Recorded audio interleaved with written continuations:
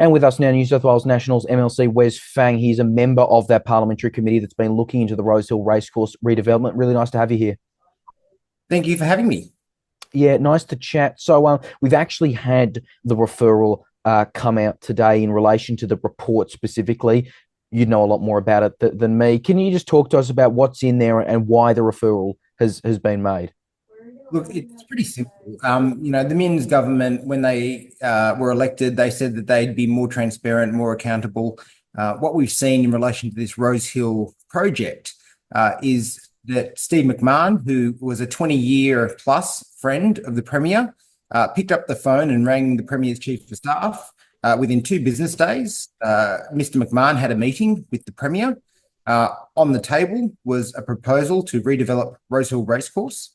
We're talking about a $5 billion development for housing. And in exchange, the New South Wales government would put a metro station, which we expect is about $2 billion worth of cost to the New South Wales taxpayer. That was going to be at the foot of the Rosehill precinct, and that would, I guess, enable the housing. So that project then, from a meeting around October last year, all of a sudden accelerated to early December. The Premier announcing that this project was going ahead, and in that short space of time, effectively the government solicited an unsolicited proposal from the ATC. But the really galling bit about all of this is that when it was disclosed in the Premier's meeting disclosures, which all ministers have to do on a quarterly basis, the meeting was listed as a meet and greet. Now, nobody thinks that a conversation between 2 old mates of more than 2 decades, where you're discussing potentially a $5 billion plus development, is a meet and greet. It's clearly a project. It was a project that was accelerated out of the Premier's office with assistance from New South Wales bureaucrats. It was announced weeks later. It was certainly not a meet and greet. And for a man that claims to be as transparent and honest as the Premier does, it's clearly an oversight, and you've got to ask, what are they hiding? And the other thing is that this just does not pass the pub test. Nobody thinks that a meeting where you discuss $5 billion worth of development in New South Wales is appropriately disclosed as a meet and greet. Look, you kind of touched on it there. I mean, the Premier has said, in his press conference yesterday, that he's mentioned his relationship beforehand, and that is true. Is he really hiding anything? It is, on record. I don't think anyone was surprised hearing the 2 names together when these reports came out on Wednesday.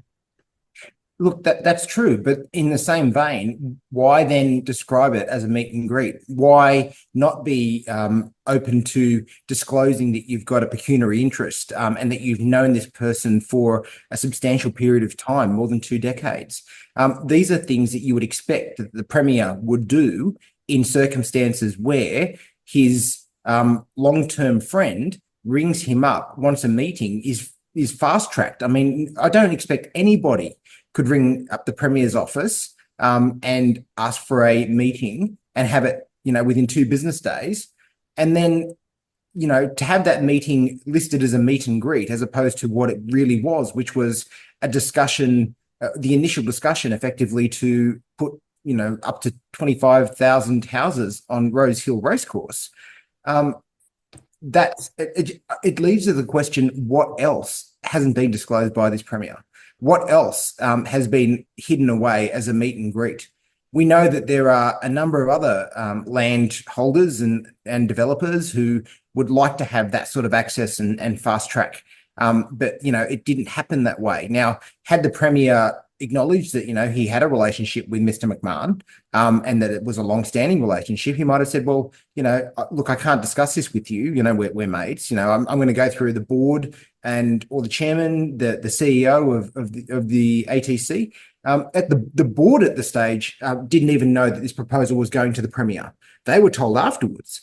So all of these questions, the question marks and the evidence that we received, it all leads to a lack of understanding about the genesis of the project, the way that the project was fast-tracked, and we only have limited powers as the committee.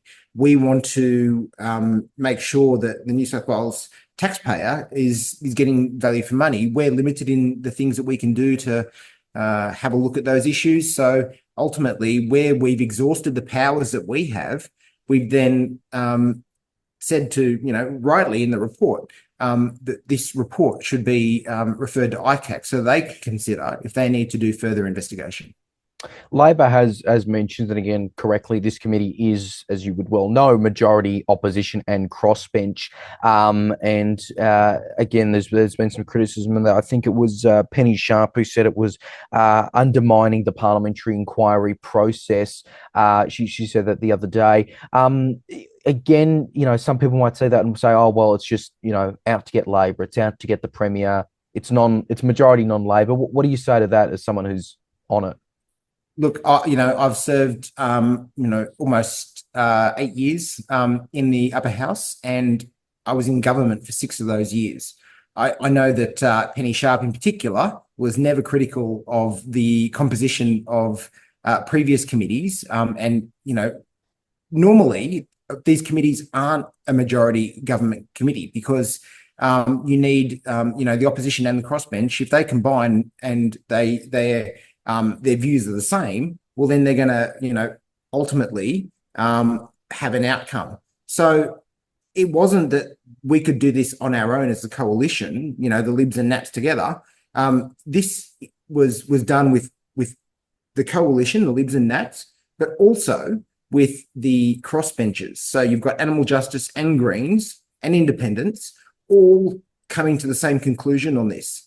So it's a bit rich for Penny Sharp to be critical of it when she was part of a number of committees in the previous term of government, which were critical of the then government, but then was also in the majority on those committees. So she knows very well how it works.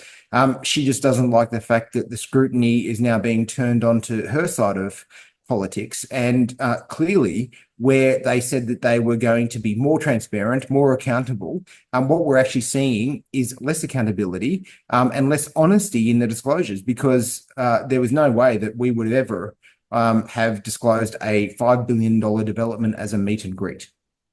Mark Latham, the independent X1 Nation MLC, who is on this committee with you, he did want a personal referral for the Premier. Everyone, including yourself, voted against that. Why? Because ultimately the committee has, I guess, a limited scope in power when we're looking at referrals. So we can refer the report, and that's exactly what we've done. So that was on advice from the clerks of the Legislative Council. But also I think it's appropriate to say, that on the whole, the committee stands by the report, and we stand by the evidence that we've collected, and the evidence is pretty damning, I would think, that you've got a $5 billion development where two friends are meeting and you say that that's a meet and greet. It just doesn't pass the pub test. Nobody thinks he can get away with that. So why the Premier thinks that he's not above the law in this, I don't understand. But the evidence is there. We've referred the report to the ICAC. Hopefully, they will be able to read the report, pick out the evidence that they think is appropriate, and then they'll make a determination as to whether they want to continue investigations on this matter. Just as a broader point, I'll preface it by saying, we have our fair share of IBAC investigations here in Victoria. Do you think that the public is maybe getting a bit sick of this constant ICAC referrals and ICAC discussion in regards to premiers? We both know, what's happened to the past 2 premiers in relation, well, not the past 2, not Dom Perrottet, but in relation to 2 had to resign. And it does become almost a bit of a running joke. Do you think the public's just getting a bit sick of it? And I think at some point that is kind of what Labor's kind of raised, that it is just, it's just this kind of political thing at this point. Yeah, look, that's potentially the case, but it's the process that we have. The government of the day needs to be held account for their actions and their decision making. The parliamentary committee process has a number of powers, and we certainly exercise those powers in both the committee sense and also things like SO 52 powers, where we can compel papers from government agencies. But we are limited in the ability to, I guess, do deep dives into issues. And so there is an appropriateness that where we have exhausted our powers in relation to hearing evidence and summoning witnesses, and, you know, we had to summons Chris Minns as Chief of Staff because ultimately, you know, James Cullen did not want to appear, and so we ended up having to summons him. And I was the one that put the questions to him around, you know, how that disclosure was made. You know, it became pretty clear that you know, they weren't forthcoming in relation to the evidence of that meeting. That all points to the ICAC potentially using and exercising their powers should they have the same concerns that we do. And that's, I guess, the appropriate way. So whilst I appreciate that, you know, there's some level of opaqueness as to what happens to an ICAC referral, we are limited in the scope of the powers that we have.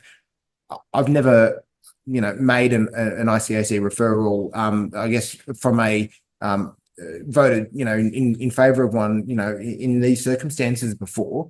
So it's not as if it's a everyday occurrence. I think that in these circumstances, there are very relevant questions for the Premier to answer. And I've got to really make the point as well that there's been a lot made by particularly the Premier that this is somehow, I guess, all driven by Mark Latham, you know, and, you know, he's a big name, big personality. He knows how to get a headline, you know, granted, you know, like props to him, you know, he does a great thing. But when I say he does a great thing, I mean, he does his thing very well, as in he knows how to make a headline. But ultimately, this motion to have the committee comment and then the finding inserted into the report didn't come from Mark Latham. He moved, I think it was 6 findings and 5 recommendations. I could be wrong, but something in that region. And none of those made it into the report because it was felt that wasn't appropriate. Now, the motion to adopt the committee comment and also the finding was from Kate Fairman from the Greens. So, you know, usually it's a cold day in hell when, you know, a Nat and a Greens member see eye to eye on anything. As it is, it was Kate's motion, and we supported Kate on this because ultimately we did see that there were questions that needed to be answered. We've exhausted the powers that we have. And so it was Kate's motion. This isn't a Mark Latham thing. This isn't a Rosehill Racecourse thing. This isn't a Racing New South Wales thing, or any of the personalities that have been, you know, named in all these proceedings. This is an accountability and transparency question around the Premier of New South Wales. We will be following it very closely. I'm sure we'll catch up in the future. Wes Fang, thank you very much. Thank you.